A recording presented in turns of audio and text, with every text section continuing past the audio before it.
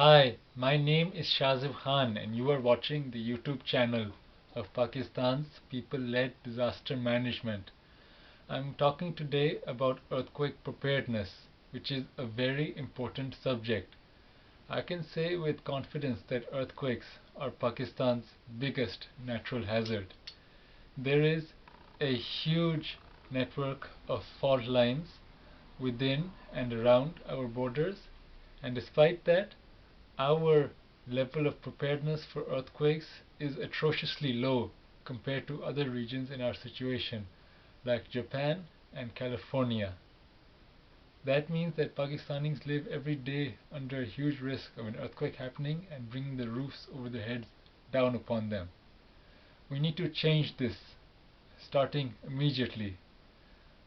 What we need to do most of all is to overhaul our infrastructure in seismic prone areas and create structures and buildings that are more seismic resistant, that are less likely to fail and disintegrate when an earthquake happens, and when they do, at least they do it in such a way that maximizes the safety of people who might be inside the buildings or near them. But this will take a long time, which is too long for keeping people safe, because an earthquake can start at any moment, anywhere, anywhere.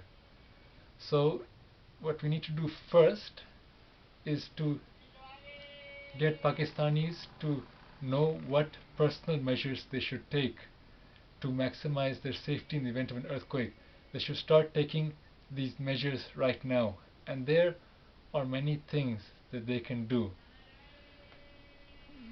First, they should learn what kind of buildings they occupy and how these buildings may behave in the event of an earthquake, so they know what measures to take when an earthquake starts. Earthquakes are sudden events and they cannot be predicted. That means that when they happen, the chances of survival for somebody caught up in them depends on where these people are at the time and what they do in the next seconds and minutes after the earthquake starts. So we got to brush up on our alertness and our planning for what we do when an earthquake starts that is tailored to our specific circumstances. And also, we need to make permanent arrangements to help us in the event of an earthquake, because you can't predict earthquakes, take you can't make imminent preparations. You have to arrange everything on a permanent basis to make it as safe for you as possible, and that includes putting furniture around a building in such a way that you have you're within easy reach of a piece of furniture at all times, which you can dart under in the event of an earthquake.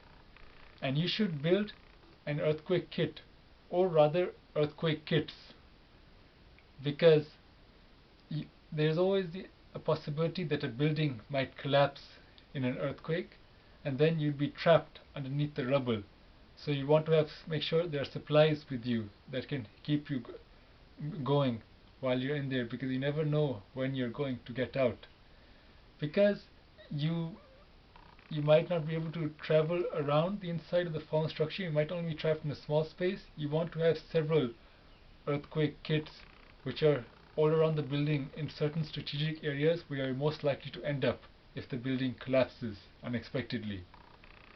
Inside the earthquake kit, you should have clean drinking water, clean enough not only to drink but also to use for medical purposes like washing wounds.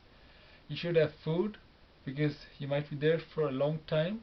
It doesn't matter the nutrition of it, you just want to make sure you have enough calories to keep you going. It would be a hassle to keep replenishing your supply of food in the kit, so you should keep imperishable food in there and just leave it there. You should have medical supplies like antiseptic wipes to clean your wounds, and bandages and you should have medicines for those who have chronic diseases, who have chronic health conditions and need medicine on hand at all times. to use whenever they need it. They should keep an extra supply of that in the earthquake kits.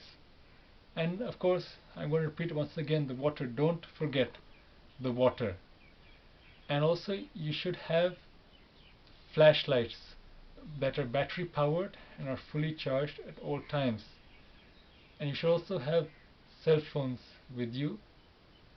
There's always a chance, because Pakistanis, most of us own cell phones, so there's always a good chance that when an earthquake starts, they already have the cell phone in their pocket with them, or they can snatch a cell phone when they're ducking for cover. But if they can afford it, they should also put extra cell phones in the earthquake kit. In that way, they can call out to people on the outside about where they are. Or failing that, you can also put a radio in there if you can afford it. But if not even that, if no way of digitally communicating, then you should have tools that help you to make sound that can be heard by people on the outside, such as whistles or metal objects that you can bang together to make sound. You can bang them together, or you can bang them on the surface of the structure around you, on the surface of the rubble, so the sound can get through. Like metal pots and pans, preferably long metal rods that are designed in such a way that they're as loud as possible. And finally, you should have cloth with you, because when a building collapses in an earthquake, the air, and you're inside, the air can be thick. The air is always thick with concrete dust, with pulverized concrete and other kinds of powder from the structure, and they are a choking hazard, a suffocation hazard for you. They can cause severe respiratory ailments. So you should have a cloth that you can put around your face, like a face mask, or just any piece of cloth that you can wrap around your head to filter out the dust and make sure you can breathe clean air until the dust settles, that is, of course. And that is the earthquake kit. And in addition to these preparations, you also must know what to do when an earthquake starts.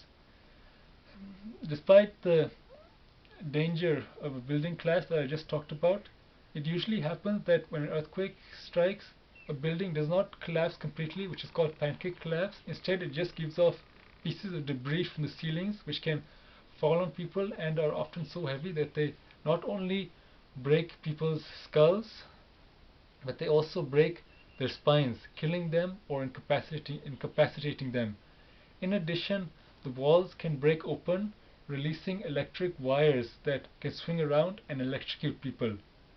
Also, you have to watch out for shattered glass, both when the windows are shattering and when their pieces are all over the floor. And you have to watch out for loose objects falling down, like bookshelves, books on the shelves, televisions, hot objects on the stove, like pots of boiling water, all these sorts of things.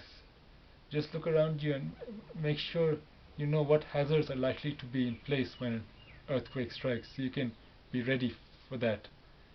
And in order to avoid such hazards as falling debris, instead of running outside of the building, you should duck for the nearest object that can provide you shelter, like furniture, beds, tables, sofas, desks, even chairs. If nothing else, you should, instead of running to them, you should crawl to avoid being knocked over by the earthquake, if the earthquake is strong enough. And you should crouch underneath the shelter in a fetal position, making yourself as small as possible, and using your arms or anything else like a pillow to cover vulnerable parts of your body, like your head. And then after that, you hope for the best. And that are all the tips, the basic tips you need to make yourself safe from earthquakes. But what you need to do, of course, is take stock of your specific circumstances fully, so you know what your personal hazards are and what measures you can take in accordance with your environment in order to be prepared for an earthquake. You have to take this matter very seriously. The best way to prepare for an earthquake is to expect the worst. As the famous Urdu poet Ahmed Faraz said, अब के जब ज़लज़ला आएगा क़यामत होगी. That should be your attitude when preparing for the earthquake hazard in your area.